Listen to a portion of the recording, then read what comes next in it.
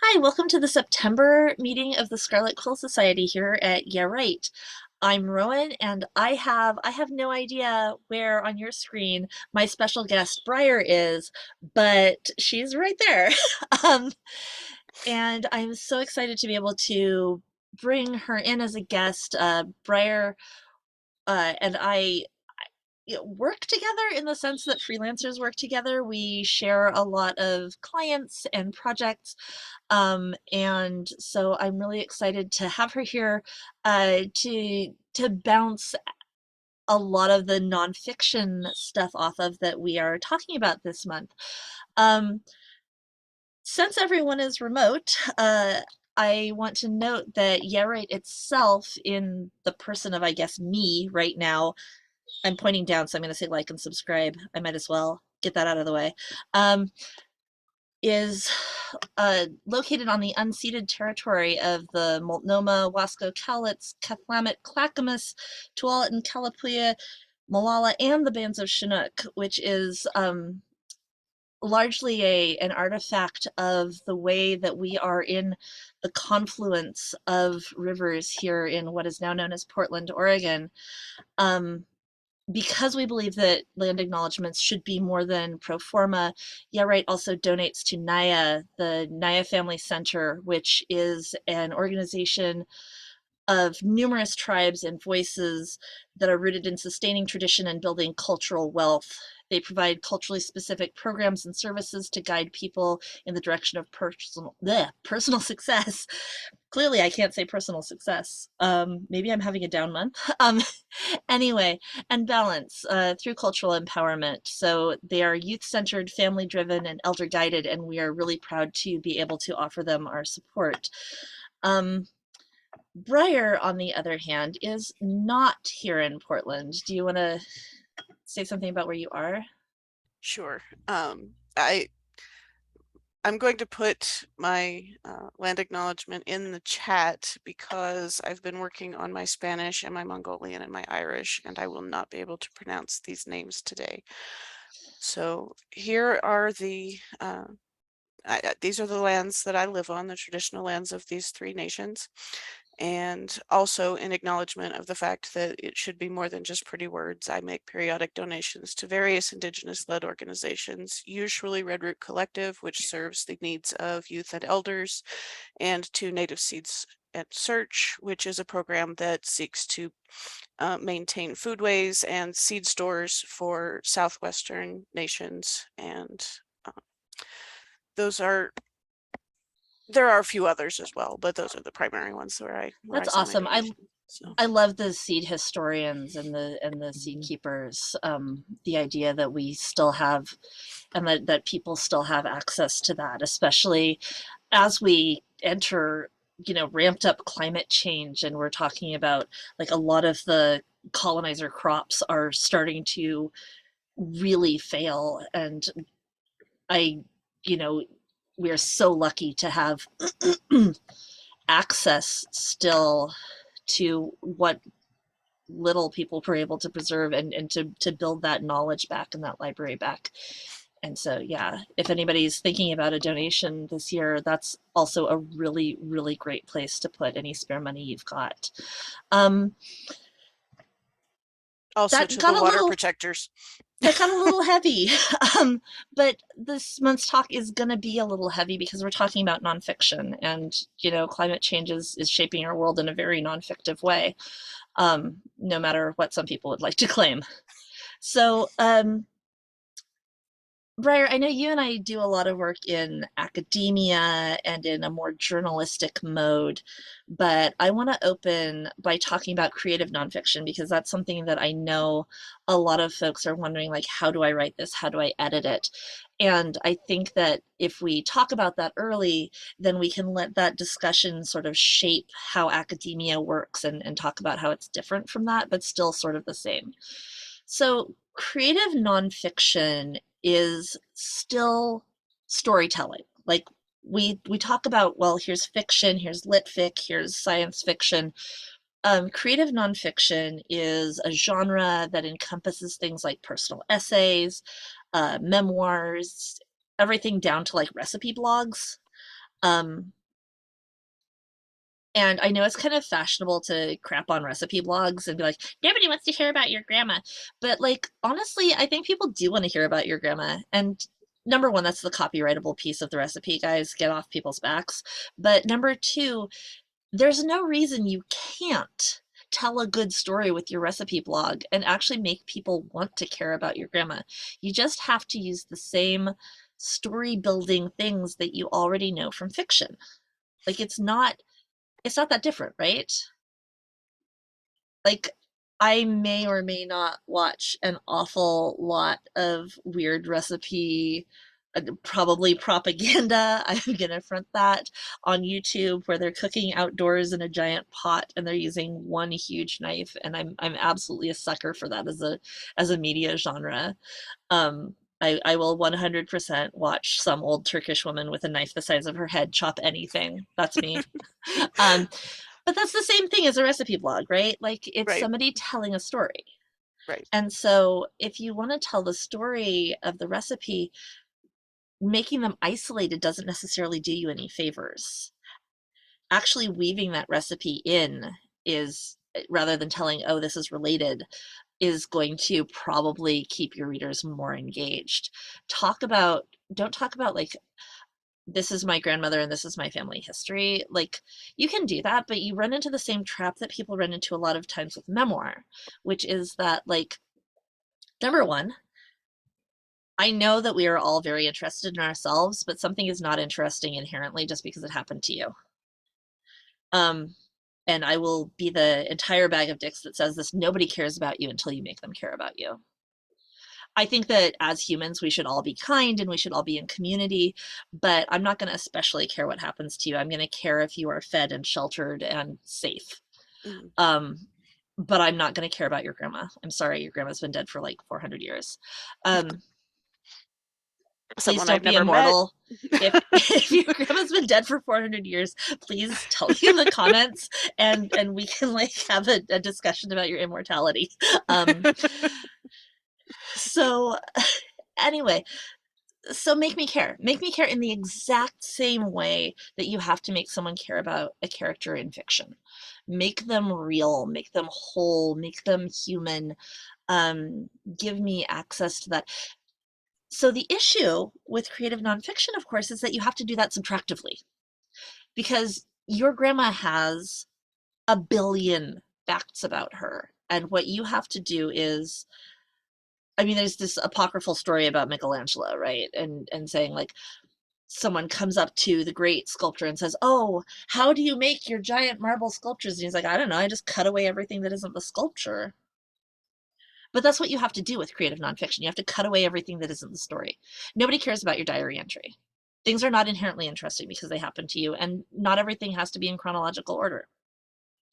So if I was telling a story about today, I I could say I woke up and then the cat walked across me and then the other cat walked across me and I wished I could hit the snooze button, and then I swung my legs out of bed and then I stood up and then I walked to the bathroom and then nobody cares. Meanwhile, I could also say, you know, this morning I got a text from my sister. Do you want to come to a place that's 100 miles away and get a fish with me? Much more engaging. Nobody cares about me getting out of bed. Everybody cares if we're going to go get Dory to put in her salt water. We're not getting Dory today, by the way. We might get Dory next year. Um, we have to do some research and see if Dory will fit in the tank. um, fish are really intense. I remembered them being difficult, but fish people are very, very intense. There are clearly some great, essays to be told about fish people. Um, I did immediately want to know what kind of fish. yeah, it's the blue tang, right? Like Mhm. it's Dory from Nemo. We already have clownfish in the tank, and so we swore we weren't going to do that, but they've finally started not wild catching blue tang, so it's much more ethical. Anyway, um, but you see, that's how you weave it in, right? Like you have the story, and so if I were trying to tell a story about Oh, I don't know. Like maybe I have a fun fact that I really want to convey about ethical fish keeping. And I really want to persuade people that you shouldn't be using wild caught fish for your reef tank. You should be ethically sourcing captive bred fish. And there are all of these reasons that ethically sourcing captive bred fish is better. They eat a wider variety of food. They aren't under stress all the time from being in a tank, because this is the environment that they're accustomed to. Um, we're not depleting natural resources. Um, and there's, maybe I'm going to weave in the scientists at the University of Washington, I think it's University of Washington, somebody correct me if I'm wrong, who are replenishing the ocean sunflower sea stars that had a big die off a couple of years ago, and they finally figured out how to get these guys to reproduce in captivity, and maybe we can replenish that. So maybe that's my story, but nobody's going to care about that unless I add in an actual story, which is that my sister woke me up by texting me, do you want to drive and get a fish? And so then you've got your hook, you've got characters that you care about, you've got me, you've got my sister, you've got this complex interplay, like, are we going to get in the car, are we not, what kind of adventure is this? And then you're hooked in. And I've discarded all of the facts that you don't need. And so that's how you work creative nonfiction, right? So as an editor, um, what you really hope for from creative nonfiction is that the writer has done a little initial work, right? You don't want a diary entry where you as the editor have to cut all of that away. You want um, you want something where the writer has taken a first pass at it and has tried to get it down to the facts. And then you have to come back to the writer. There's a very angry dachshund down here, speaking of facts. You have to come back to the writer and be like, hey, I don't understand this. I don't have enough background for this. You can't give one dog a bone and not the other dog. Um, it doesn't work. I don't have the background for this. Can you fill this in? And then you can make some suggestions for where to fill this in. And it's the same process, right, that we go through with academia, where we say like, I don't understand this. I need more Mhm. foundation. But it's storytelling. Um, so that works for everything, again, from like recipe blogs where you only need like 300 words of text and you're going to put some pretty pictures in and talk about your grandmother and your immortality, and then but all the way up to memoir. And here's my dirty secret. I don't read memoir.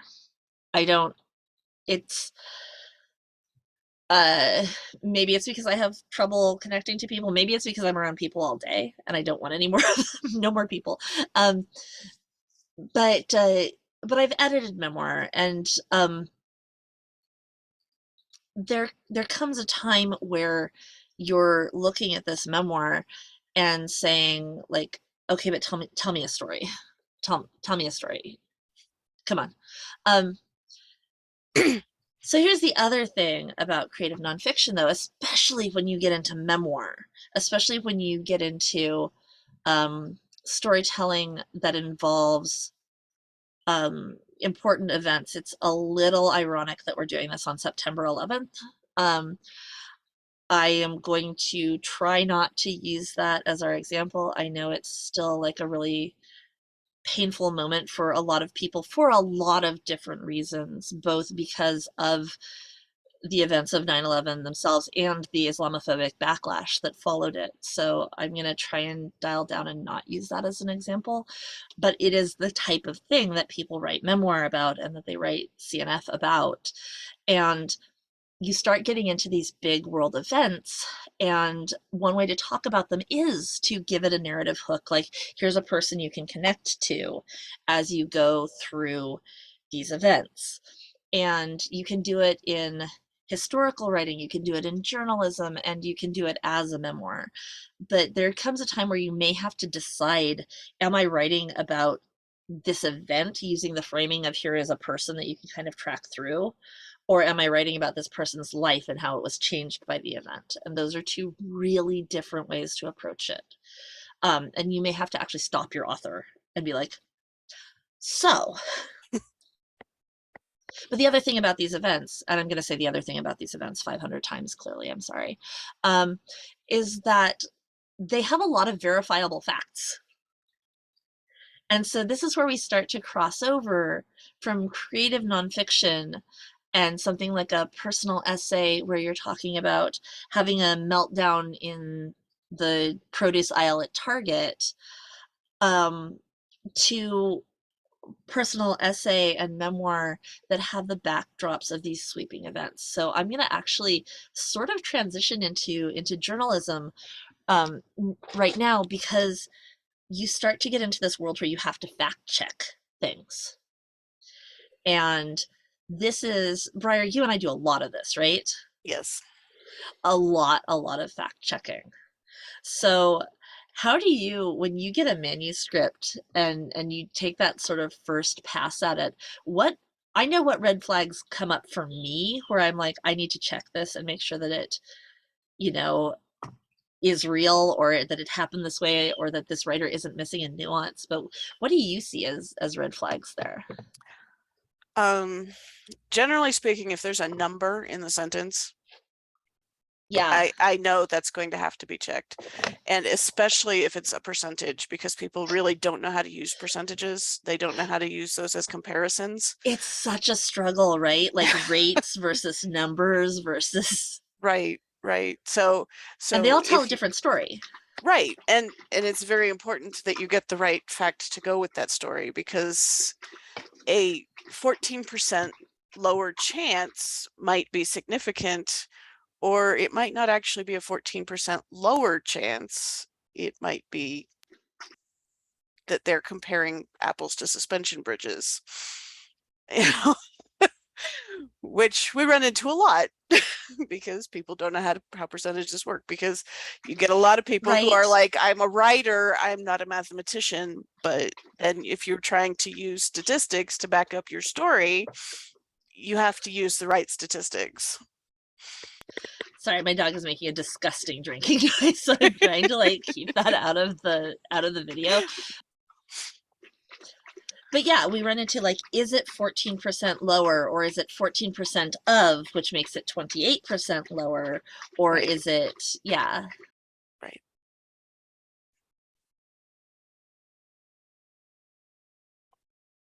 What if you saved some of that for the fish? But Dory needs that. Um, so Um, yeah, so the numbers. right. Another thing that comes up for me, just because I've been in our specific, she's just never gonna stop drinking, in our Thirsty specific dog. field for so long, is I have kind of a vocabulary of, these are the general facts. Like, if we're talking about a jail or prison population, I know that 500 is large, objectively, that Right, most jails in the United States hold like 1 to 5 people. right, right. Well, and like where I'm at, southeastern Wyoming, 500 bed jail is like Right, enormous. it's tremendous. It's like, It's for some counties, it's like a significant percentage of the county population. right. But But for someplace New that's York like, City, nobody cares. right. 500 people. I mean, obviously, like, It's people care, but it's still too many people, but it's a right. lot lower proportion. Yeah. Yeah. And so, like, how is this number meaningful in the context? So I get those, you start to get those red flags when you've thought about it a lot. So as a nonfiction editor, especially if you're editing something that is around a big important world event or a well-known world event, maybe take the time to at least hit the Wikipedia page for it. And Wikipedia is, I mean, Wikipedia is a tertiary source, right? Mhm.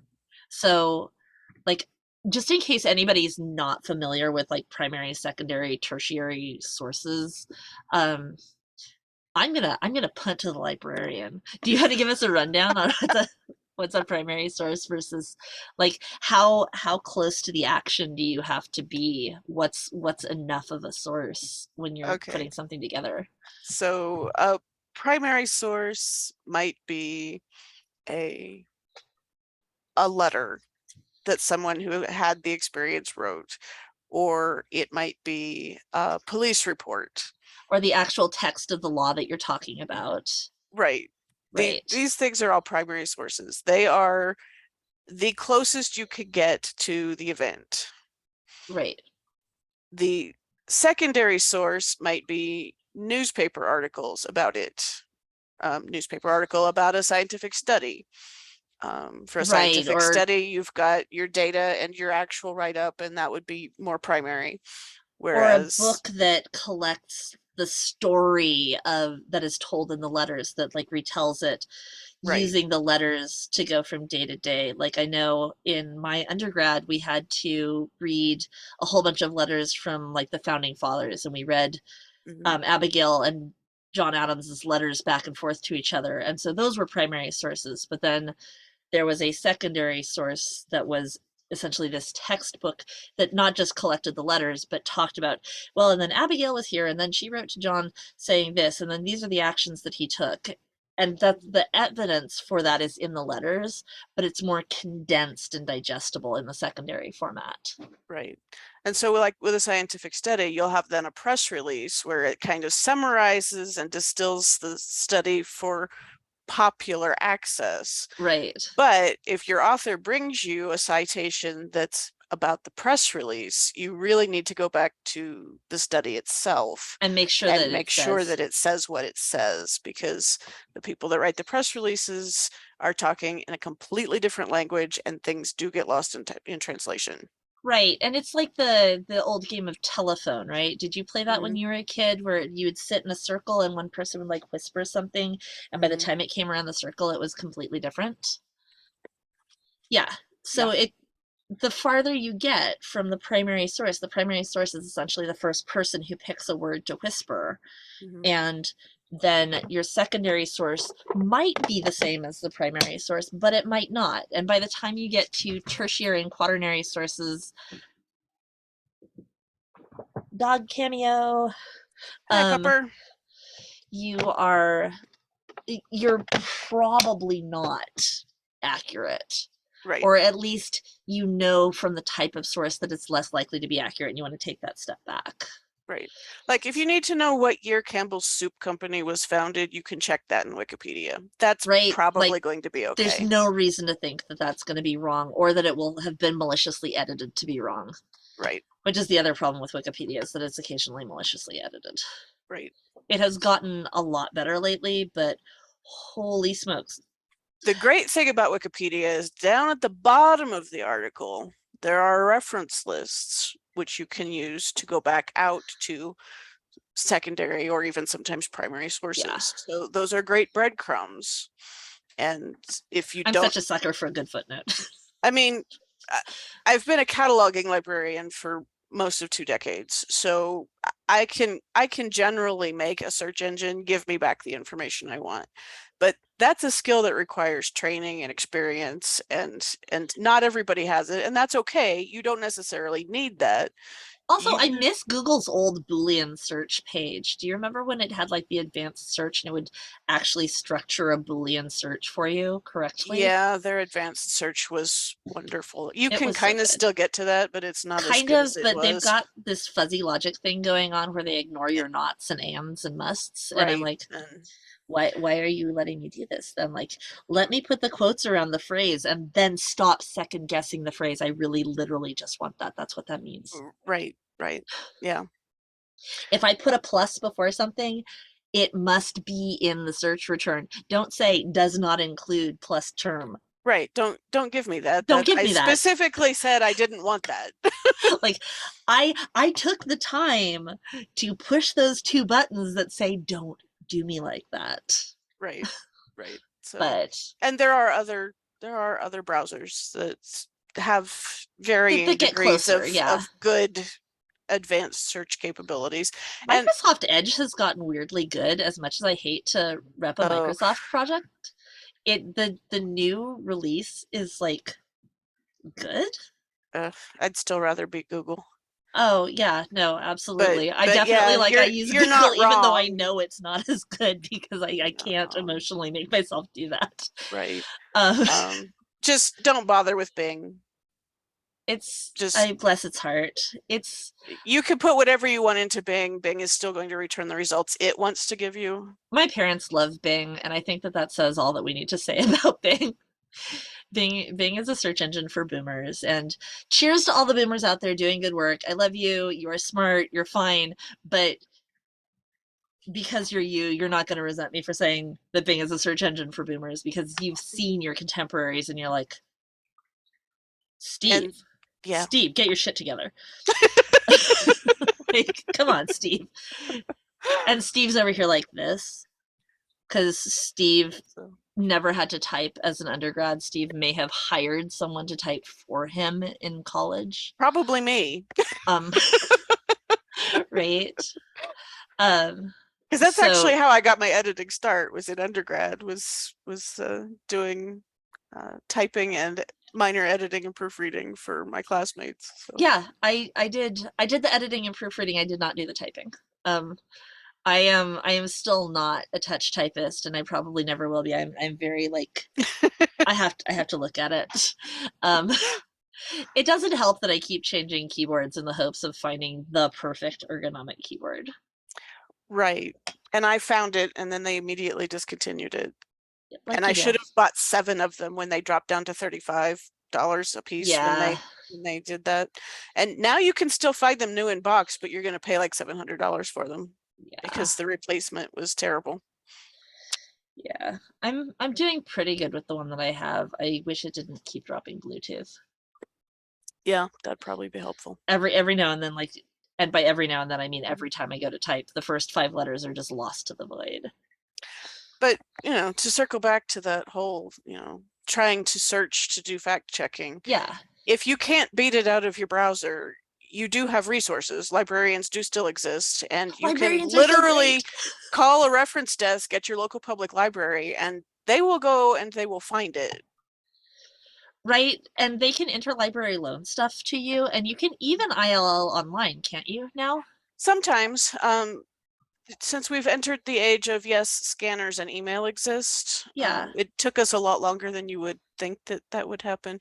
But there's Well, also the y'all whole are under IP law resourced. thing and Yeah. everything. But if what you need is 2 pages out of a 1,200 page book, send me the title page and page 732.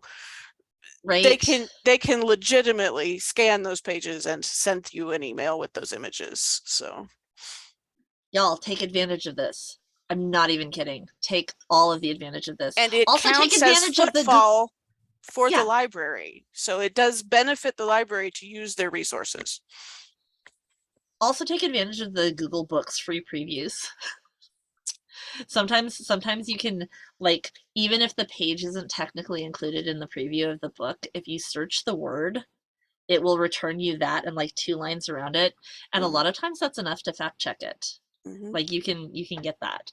Um so we're talking about like fact checking now, which sounds really objective, but I want to be super super clear that all writing has bias. All You are not unbiased.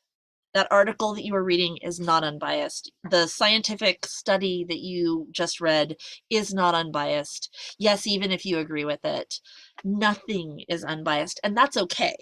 Mm-hmm. That's definitely okay. Um, for one thing, there are some things that like we want to be able to talk about as objectively morally wrong, like genocide. Mm-hmm. Um, I am biased against genocide, you guys, straight up. Um, I will front that. If I'm writing an article and genocide is in it, at some point I'm gonna say, and that's bad, okay? Like, Yep. I don't think that we have any kind of a duty to address something like genocide with objectivity. I think that that's how we end up perpetuating a lot of harm. Um, so everything you read has bias, and as an editor, one of the things that you learn to do is read for what that bias is. So there's a lot of flags that I see, like, you know, a 28% drop, but they don't give you the beginning and afterward numbers. Hmm. Um, so is the 28% drop literally from 10 to 7, and are those meaningful numbers? Um, you can write really persuasively while sounding super objective, Hmm. really persuasively. And this is one of the things they actually teach you in law school, is how to put in all of the facts, but write your story into it, without looking not objective. So it's the difference between uh, Jim hit Hitesh with his car and Hitesh was struck by Jim's car. Hmm. Those are wildly different sentences that say the exact same thing with the exact same facts. They're both 100% correct. And in one of them, you're like, Jim's a jerk. Hmm. And in another one, you're like, what was Hitesh doing though? Or was Jim Where, driving his car? where was he walking? Did Jim's car roll? So, um, Different stories, different same stories. facts. Yep. And different bias. Right. And I think related to that, it's very important as an editor to be aware of your own biases Yeah. because you will miss checking things that you agree with Yeah, you will. You because you'll absolutely assume will. it's correct. Mm-hmm. Yeah, no, that's huge. Um, if you're That's like, actually one of my last past notes is to go back and make sure that I checked anything I agreed with. sounds right to me. I also like, I know um I got a paper to work on, an academic paper to work on. Oh gosh, I ranted to you about this thing. What was it, like 3 months ago? Something like that, yeah. Um, and I fundamentally disagreed on a visceral, emotional, and factual level with one of the sections of this paper, and it just made everything else seem really sus to me. And Hmm. so this paper may be my most absolutely fact-checked paper that I have ever returned. I'm like, I don't believe you, and now I don't believe anything you say. Right. And so this is one thing to look for as an editor, is this person writing believably? Are they writing plausibly? Or are they just throwing out facts like they should be treated as an expert? Hmm. Um, what else? You Oh, also, bias. Make sure the bias that's in the paper is the bias the author wants. right. Is this really what you're trying to say here? Mm-hmm. Because what you've implied with this is X, but the rest of your paper seems to be leaning more Y. So, Right, like, did you mean to say? And there are so many gentle ways to tell authors that. Did you really mean this? hmm. I am unable to confirm this fact. Hmm. You're full of crap. I am unable to confirm this fact, and I will be happy to look at it again if you could provide an additional source. Right, right. Or I am unable to extract this fact from this source. Can you talk in plain language about how you derived this number? Hmm. Like, always assume that the person, okay, don't assume inside your heart that the person knows what they're talking about, but definitely assume on paper that the person knows what they're talking about, that they have a reason for thinking this, that they believe this. Um, I know in a paper that I'm working on, um, there was a fact that seemed really, it was just very emotionally challenging because it's a paper about sentencing in prisons at the turn of the 20th century. And um, we were talking about the length of the average prison sentence. And a lot of us, through watching media like Oh Brother, Where Art Thou, watching just documentaries, like we're very exposed in the US, we're really exposed to prison culture, right? And so we have this sense that it's like the hardest, longest thing ever, and that everyone's going to die in prison. Um, and not to get up on my high horse or anything, but the sentences handed down at the turn of the 20th century, where we think of it as being just like punitive. Mhm. Um, yeah, nowhere near as long as the sentences handed down between like 1994 and 2005. Like On the other orders of hand, magnitude shorter. a lot of what was happening was executions. That. So there's Yep, exactly. So my editor came back to me and said, "Can this possibly be right? Even for murderers?" And I was like, "Well, here's the thing about murderers. They weren't getting prison sentences." Um, so yeah, that does skew that fact. Mhm. And she was right, and that needed to be fronted in the paper and say like, this looks really short. Let's talk about where some of the long sentences that we have today are now like life sentences as opposed to death sentences, and how that skews our statistics. And Mhm. then we can go on to apples,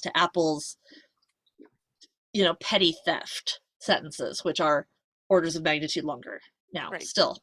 Um, but anyway, we'll get a little dog toy squeak in there. I don't know if that picked up on the other recording. Um, so that's another way, this, keep your brain open, right? Like if something seems incorrect, it may not be, but Mhm. even if it's not, the fact that that's like sending up flags for you means that it may need to be more developed and more Mhm. foundation may need to be built. um, Bring some of the facts back in. This is Always something, asking, is this true? Why right? does that matter? Is this Right? true? Why does Why that does it matter? matter? Yep. Because why does that matter is what gives you your story. Yeah, exactly. Exactly. Like, while it's true that X is happening, that's important because we need to do Y to prevent harm. Or something like that, right? Like you're still telling a story in these academic papers. You are absolutely telling a story. And If you don't, no one is going to read it. I promise you that. right, it gets so dry. Um so incredibly dry. Um I provided in this month's article a list of some red flags to, just flags, I guess, to look out for in historical and journalistic writing. Like, is there enough context? Out of the world of facts, have you taken away too many? Um, are you suggesting that the reader draw their own conclusion? That's great, but if you're going to suggest that the reader draw their own conclusion, you have better have led them to the conclusion that you want them to draw. Bringing back this idea of Jim and the car and Hitesh, what conclusion are we leading you towards? And then saying, draw your own conclusion. And then, like, I feel like as you become an editor, you start like reading everything like, oh, I know where your bias is. I know what balls you're trying to hide. It's, I would love to plug, I've got an acquaintance with a media literacy and bias detection book coming out next year, that I would love to plug. It's a graphic novel. It's going to be super cool. Um, but they've just had to change the title of the book. Oh my. So I I'm going to talk about it, I think, in the Discord when it comes out in a year. But they actually had, because the publishing industry is terrible and cutthroat, and they had the best title ever.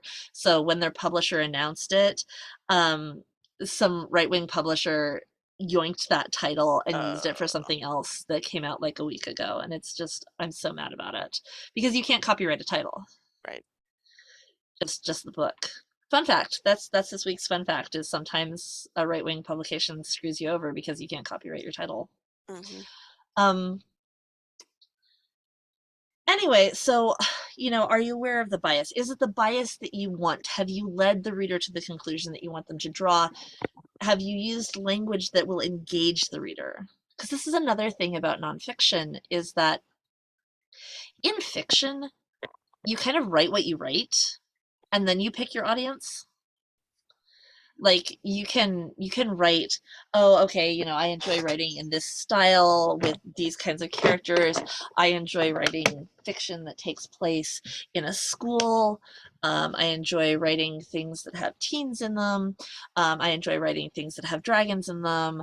This is the vocabulary that I'm comfortable writing with. And once you pull all that together, then you say, this is a YA book. But in nonfiction, you have to be constantly aware of what your audience is. Like if you're writing a paper, or if you're writing a journal article, or if you're writing journalism, if you're writing a news article, who's reading this?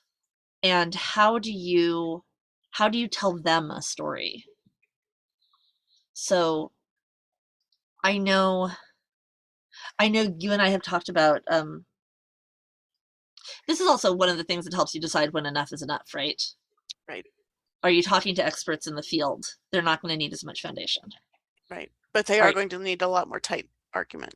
Yeah, exactly. Um, and they're going to need a lot more facts. Like you can pour those facts in, Hmm. and they will stay engaged more because they've already started telling that story in their head. Hmm. As opposed to, are you writing for an intelligent lay reader? Please, everybody, don't write for stupid lay readers. Um, people aren't. People really genuinely aren't, and they don't appreciate being talked down to. Hmm. Um, That doesn't mean assume that you should pull out the $4 words at every turn, though. No, no. But assume that people can follow, for the most part, your argument if it's well structured. And if people aren't following the argument, or are sort of constantly challenging your facts or are challenging your narrative, be open to the idea that it's because you're not doing it right. Like you're not telling it clearly. Um, People are, by and large, not everyone is as capable of deductive reasoning, maybe. Because some people have just had a lot more training in how to do that. But everyone's capable of following a structured argument. My 6-year-old nibbling is capable of following a structured argument. So if you can't write it in a way that my nibbling can follow, you may not be writing it right. Um, you're going to have to use simpler words, but um, this is 2 months in a row I've talked about my nibbling because they poked a giant plot hole in a book we were reading for bedtime stories last month. They're like, but why is this person evil? Why are they being bad? Hmm. Like We're back to why does it matter? they're just being bad for bad's sake. What are they even getting out of this? Like they're burning the kingdom down. What are they getting out of it? They're not getting any. Why would they do this? This is ridiculous. Like yeah, it is. Go nibbling. It is. No, they're great. Love that kid. Um, so I guess we've started like sort of wrapping academia and journalism into each other. There's a lot of overlap. Yeah, I think there's more overlap than people think. Even in academia, if you've got like a study that you're presenting, you're still telling a story. Yes. And if you Um, don't, no one will read it. It does not matter how many facts you have listed. You have got to have the why does it matter. right? Because then we're back to I woke up, the cat walked over me, I took the blankets off. Um, Okay, you turned on the serendipitous right? left-handed screwdriver and nobody cares. It's not enough to list the facts. You have to get people to connect to them. Um, Even if you are listing facts about a person, your memoir is not inherently interesting. Your memoir is interesting because it tells a story. It tells a story about the life of a person that readers want to know about, that they can invest in, that they can. I think the biggest pitfall of memoir, honestly, is that sometimes you learn a little too much about the person writing and their unconscious biases. And as an editor, I think it's your job to tell the person like your slip is showing. Um, Do we do that anymore? Do people wear slips anymore? I definitely remember being like a kid and being told, "Oh, you can't wear a skirt without a slip. You have to wear a slip." Mhm. And it seemed just like a really useless addition to being in a skirt. But because then you had all of this clothing to manage instead of just the skirt. But Mhm. anyway, you would tell people like, oh, your slip is showing, it's pulled up at the waistband or down at the, and I think that you need to do the same thing as an editor for your nonfiction writers and be like, so the actions that you've described don't actually match the state of mind that you say you had. You say you were terrified of this person, but then you describe walking past them and giving them your back. Like, were you terrified of them? Or is I was terrified of this person a way to justify the terrible thing that you did to them next? Um, so it's always the author's decision Mhm. whether to leave in things that don't make them look their best. And it's always your decision as an editor. You can pull the plug, right? Like you can say, I disagree with this so fundamentally that I don't want to be working on it. Um, or I have serious and significant concerns about the veracity of this narrative. Um, in a world where we're writing nonfiction and there isn't a lot of peer review left, and the peer review that is left, okay, so peer review is for purposes of this discussion at least, a process by which people who are equally competent in the field the person is writing in read through this person's paper, study, results, theories, book, and um, it's sort of like a sensitivity reader for your facts. They point out the big plot holes. They're like, okay, well, this raised a question for me. And you want to have peers doing it. You want to have people who are equally competent doing it because they're the only people who know, Mhm. right? Like, if I'm writing in the field of criminal justice, I need people who have a baseline competence and some time in grade to read that because other people are going to be like, "Yep, Rowan sounds plausible.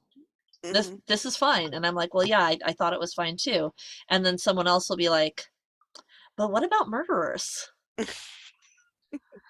Right? Right. And I'm like, oh, yeah, because you're thinking about that. And Mhm. I was so laser focused on my thing. And so that's why you want to have those people, right? To help you build foundation. Um, and we're starting to get, especially for things like COVID, where we don't have time to go through a 2 year process because getting the information out is so important. We're getting access to preprints at sort of an accelerated rate. Professors are putting unreviewed white papers up on their personal websites. We're getting PubMed stuff. We're getting, you can't say penis.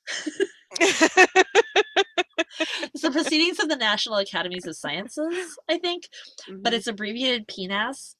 And I'm sorry, guys. I swell every time I have to cite penis. Um, I swear they did that on purpose. oh yeah, oh yeah, no. Whoever that is, I salute you. Whoever came up with that. Yes, your joke is still good.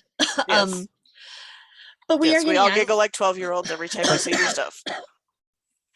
But because the science is moving so fast and we need this information like before the next variant comes out, stuff isn't going through a 2 year peer review process. So then you have to like know that there could still be holes and Mhm. read like that.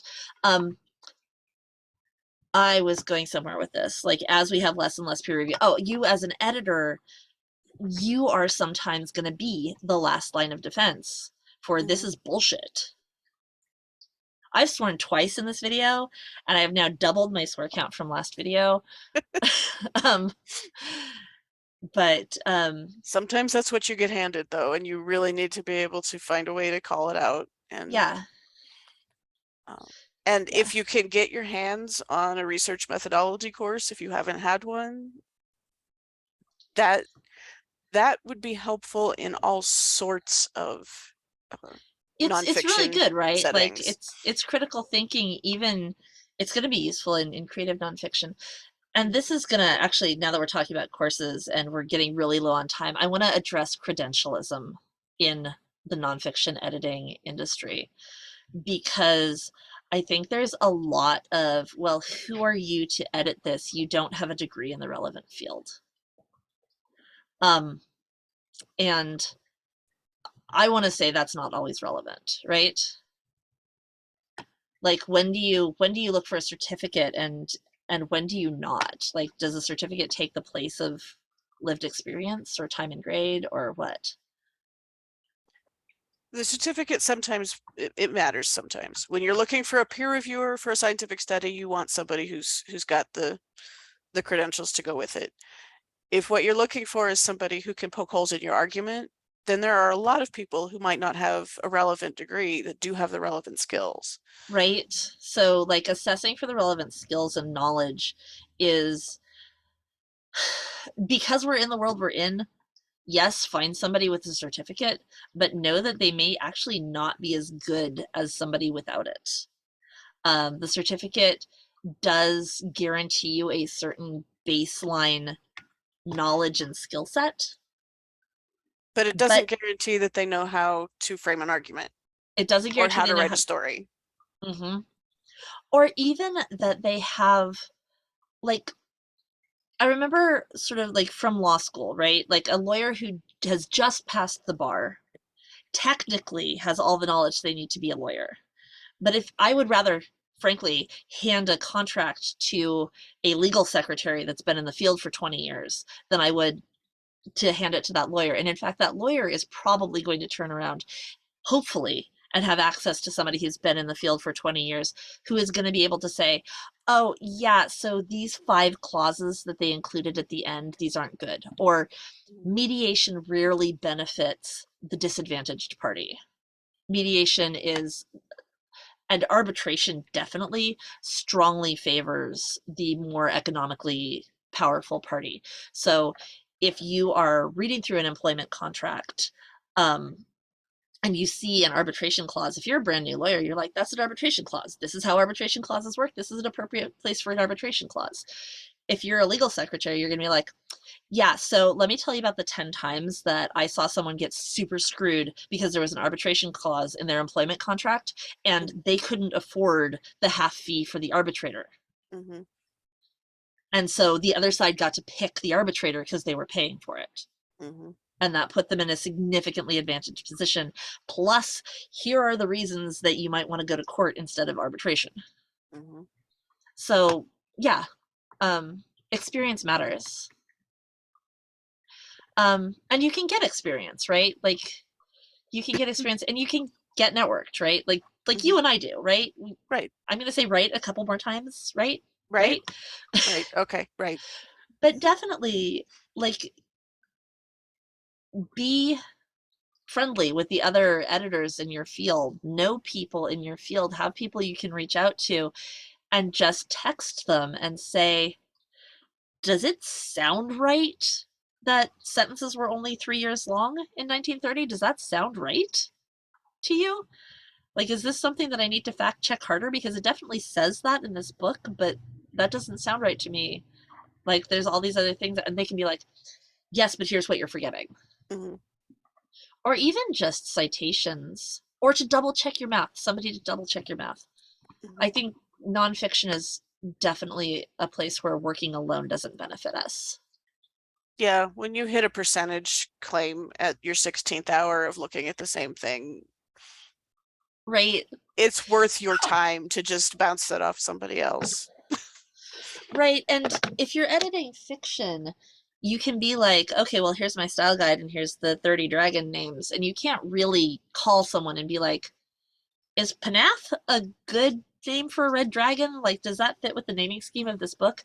But you can, if you're writing nonfiction, call and say, okay, I've got this writer, they've just described this egg field for their dragons. is this a plausible number of eggs for a Mhm. lizard of this size? Mhm. And then you call, I don't know, an archaeologist. Is that who digs up dinosaurs? Paleontologist. Paleontologist. Um, you call a paleontologist, and a paleontologist is like, well, let me tell you. Okay, so sorry, The there's a meme archaeologist going around. is digging up all of the ritual objects. Right. Um, and the paleontologist is like, okay, so here are three dinosaurs that are comparable in size to your dragon that nested in the kind of territory you're talking about, and they all laid no more than 5 eggs at a time. And they're like, great, I'm going back to my author and I'm going to say, shrink this clutch, maybe. Mhm. Or, obviously, like maybe they're actually writing nonfiction and there's dinosaurs. Look it up. Um, but that's, work in community and don't be credentialist in community because everybody's got some expertise. I know I've come to you with, oh my God, I cannot find this article. Help. Um, And then I throw some librarian at it, and yeah. or another librarian at it in a couple of cases because it was something that I couldn't find either. But Yeah, no, some of those were ridiculous. It's like, here's an article from 1918. I'm like, oh, okay, really, sure. really, okay, we did find it. I know. It was very heartening because I was starting to wonder if it actually existed or if the author had cited something like plausible but non-findable. Then the footnote says, I this came to me in a dream. Yeah. Right. Right. Or I love the authors when you're like reading things and oh, this is something I wanted to say earlier. Um, in nonfiction, because it is subtractive, you don't have to put everything that you read and every fact that you know in. You don't have Hmm. to. Even if you're doing research, you don't have to. Hmm. It's okay to just cite the one best source for Hmm. the number. You don't have to cite all 8 papers that you read. I promise nobody cares. The addition to that is if you've got something that wildly contradicts what you have, and it's not obviously bad methodology or wild But bias see, or something, yep, you do need to address that. So you do need to include it and then explain why you don't agree with it. yeah. So obvious counter arguments, right? And it's the same thing like even if you're writing memoir, if you say, I was here and they attacked us, it's still best practices to say their position was that Mhm. or this was going on at the time and this is the greater socio-political context in which they made their move. um, even if they're completely wrong Mhm. and in the wrong and definitely the aggressor. um, There will you be a can lot you can of draw that out, right? writing about the current uh, Yeah. Russian aggression in the Ukraine and or in Ukraine. Apologies, I'm old. There for a while that was the correct form, and you Yeah. keep working at it. So you just those Yep. are the kind of things that you check. Right. That's why it's important to have somebody with competency and current competency, right? Because an Hmm. older editor might not correct that if you put it in an article. And um, it's another one. I have a friend who just got dinged on a paper for using singular they, and I was like, "You're supposed to use APA style, though, right? APA accepts singular they. AP accepts singular. There isn't. I don't think there is a style guide left that doesn't accept singular they. No, I think we got all of them in the last couple of APA years. still The has holdout. plural data Yes. and accepts singular they. So, Hmm. I mean, at the end of the day, you've got to write the paper that the professor will take, but Hmm. the professor's wrong. He's wrong. Hmm. Um, anyway, speaking of wrong, so we are pretty much at time. Did I talk over you enough? You feel adequately like you didn't have to talk? Oh, this has been a great experience. So, Did I miss anything? I mean, probably it's a big Oh, topic. yeah. we can talk about it again sometime. It's true, and I'm available in the Discord to. I'm gonna point down. Probably our Discord link is in the bio. Um, so join the coffee house, ask the questions. We'll get the answers. I'll call Briar if I need to. And we will see you in a month when we talk about what are we talking about in a month? We are talking about line editing and copy editing and how picky you need to be and how we break those down. So that's going to be um it's going to be exciting because I've spent the whole rest of the year being like, credentials. Everybody knows something. And now I'm like, you need to use a semicolon. Pietro Bembo did not invent the semicolon for you to use an M dash. So, um, see you Shake the next style month. guide. I will shake the style guide. All right. And we will see you next month, folks.